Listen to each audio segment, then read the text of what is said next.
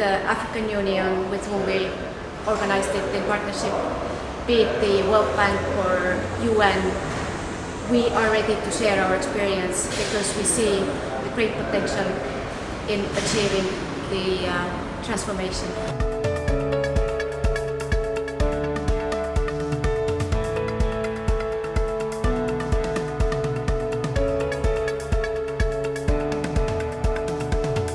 On behalf of the World Bank, I would like to thank the Estonian government as well as the colleagues from the Estonian private sector and academia for putting together this extremely useful learning event on e-governance for the African government counterparts. At the World Bank, we believe that digital governance is one of the most important tools for Africa to improve their public sectors for the benefit of all African citizens.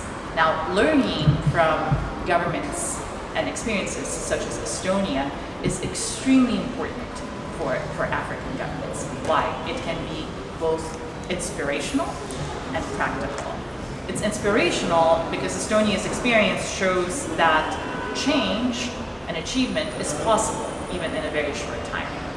This workshop really helps us to understand the centralization of funding in order for us to do the full implementation of the government services.